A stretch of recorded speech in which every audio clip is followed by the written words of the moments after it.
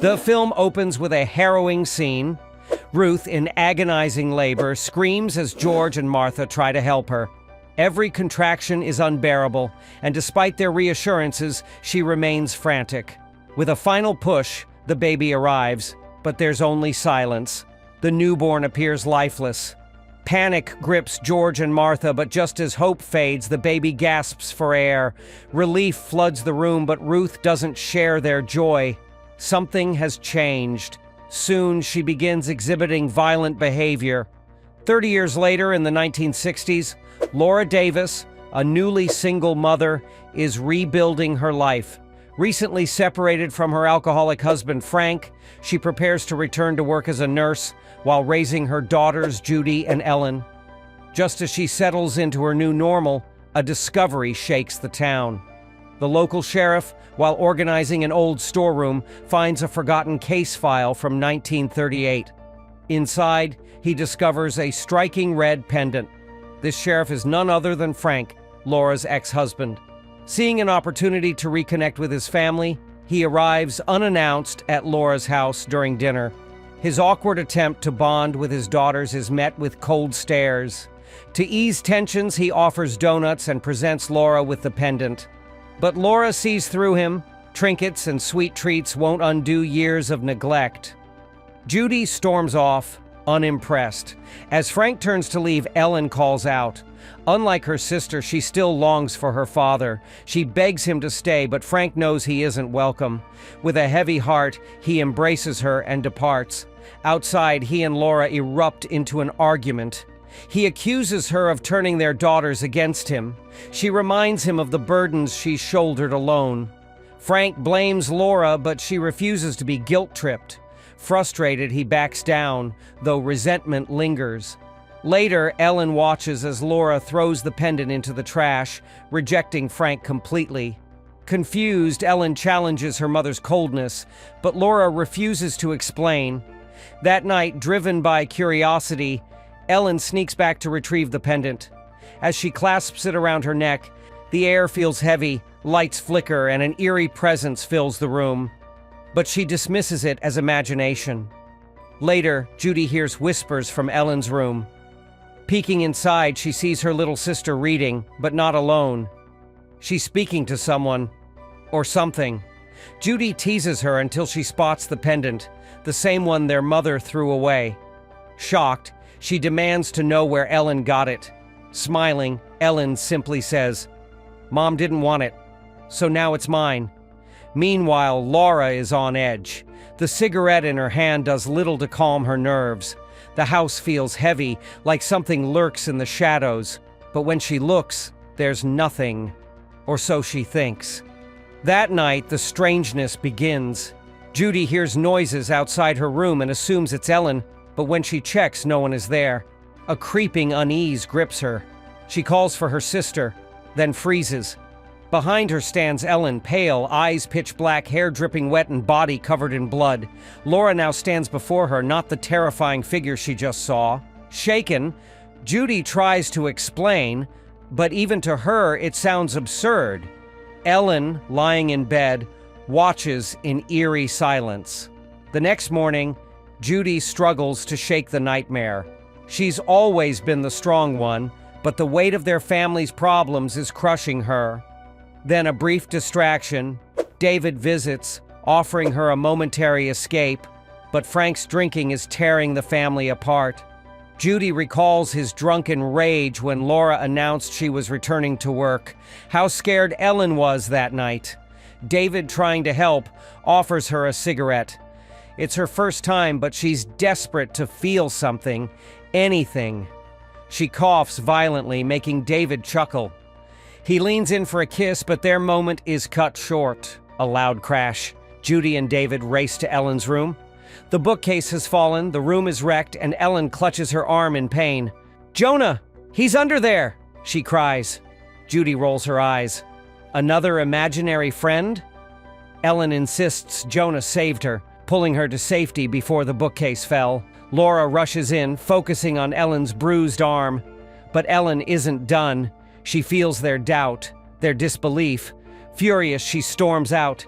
Tension in Laura's household reaches its peak as she confronts her rebellious daughter, Judy. She reminds her that bringing boys over is unacceptable, especially when she's supposed to watch her little sister, Ellen. But Judy resents the responsibility, insisting that parenting is Laura's job, leaving Laura to grapple with the struggles of single motherhood. Ellen, still struggling with her parents' separation, later asks Laura the painful question, "Why do you and Dad hate each other?" Laura, wanting to shield her, simply says it's complicated, but reassures Ellen that she'll always be there. To comfort her, she picks up a storybook and starts reading. Ellen leans into her, finding solace in her warmth. That night, while studying, Judy snoops through Ellen's bag and finds a mysterious necklace. As she examines it, their caged birds suddenly screech in panic. Then, from the corner of her eye, she sees a shadowy figure flicker in and out of view. Her pulse quickens. Could Ellen's imaginary friend, Jonah, be real? Before she can process it, a ghostly woman emerges from the darkness and violently attacks her, shoving her to the ground before vomiting blood onto her. Paralyzed with horror, Judy lets out a blood-curdling scream and scrambles to her feet, racing to her mother's room in terror. Once Judy explains what happened, Laura, still trying to make sense of it, follows her to the spot where Jonah supposedly appeared. But there's nothing there. She urges them to rest, but deep down, she knows something sinister is happening. That night, Laura's worst fears take form in a nightmare. A spectral woman with blackened eyes whispers cryptic words as a cursed necklace tightens around Laura's neck like a noose. Waking up in a cold sweat, she realizes the necklace is the key. Determined for answers, she rushes to Frank the next morning. Hesitant, he admits the chilling truth. It came from an evidence box linked to a disturbing mother and son case. But if the case was closed, why is the evidence still here? Back home, Laura and Judy search for the necklace, only to realize it's vanished. Before they can react, a sudden scream sends them running outside. Ellen lies collapsed, her arm bleeding profusely. The nightmare isn't over, it's only beginning. As tension mounts, Laura rushes Ellen to the car, desperate for medical help.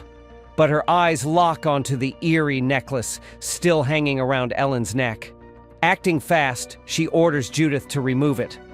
Alone in the house, Judith barely registers the chaos when an unseen force slams her against the sofa. Struggling for breath, she watches in terror as a ghostly boy appears, his icy stare paralyzing. In an instant, he dissolves into a cloud of dust, drifting straight into her mouth. She gasps, choking as it fills her lungs. At the hospital, Laura anxiously watches over Ellen. Though the child lies peacefully, Laura's fear lingers. When Frank arrives, his concern quickly turns to blame, convinced Laura has failed as a mother. Despite her pleas, he refuses to listen. Back home, something is off about Judith. When David stops by, she lashes out, forcing him to flee. By the time Laura returns with Ellen, she senses the change immediately. Then she sees it, the necklace now around Judith's neck. Without hesitation, she snatches it away, realizing she needs help. Desperate, she calls someone who might have answers. Detective Jim Callahan. Hearing necklace, Jim stiffens. He knows this case too well. Years ago, he worked on a chilling investigation involving a mother and her son, one he thought was behind him. But Laura's call changes everything. The next day, he arrives with Beatrice, a woman eerily silent. Inside, Jim recounts the case's gruesome history. A mother committed unspeakable acts against her son, leaving countless questions unanswered. Ellen and Judith secretly eavesdrop from the staircase, growing uneasy as the story unfolds. Laura demands answers from Beatrice. Finally, she speaks. Her sister, Martha, was a midwife who aided the family but also dabbled in the occult. The mother, Ruth, desperate for a child, sought Martha's help. As a last resort, Martha used a cursed necklace. The artifact was no ordinary jewel, it held dark power. Though Martha tried to contain it, it ultimately claimed her life. Laura demands to know why Beatrice never destroyed it. Beatrice's chilling response: Evil cannot be destroyed, only contained. The connection is clear. Ellen has been in contact with Jonah, the sinister spirit bound to the necklace. Beatrice refuses to help, insisting this isn't her burden. But Jim pleads. If anyone can stop Jonah, it's her. After much hesitation, Beatrice agrees. A seance is the only way to trap Jonah's spirit. But she warns, no matter what happens, they must not give in to fear. The ritual begins. The air grows heavy, the temperature drops, and suddenly, Jonah appears. But he's not alone. Ruth's vengeful spirit emerges. Beatrice fights with all her strength, struggling to banish them. After what feels like an eternity, the spirits finally vanish. The ritual ends abruptly. Then a loud thud upstairs. Judith had refused to join the seance. Now she's missing. Jim rushes up the stairs but stops as Judith appears at the top. Her eyes, they aren't hers anymore. In an instant, Judith lunges, flinging Jim across the stairwell. He crashes to the floor, unconscious. An ambulance arrives with the authorities, taking Jim's body away. Tensions escalate as Frank, furious and confused, demands answers from Laura. What was the detective doing in her house? His anger rages until his daughter, Ellen, pleads for his trust. They need his help. Only then can they explain the bizarre events. The key to the mystery? A knife from the crime scene. Though skeptical, Frank retrieves it, handing it to Beatrice, who examines it, unraveling a shocking truth. Ruth had twin sons, William and Jonah, but William was dangerous, uncontrollable, while Jonah was kind-hearted. Fearing for Jonah, Ruth locked William in a barn. One fateful day he escaped and tragedy struck.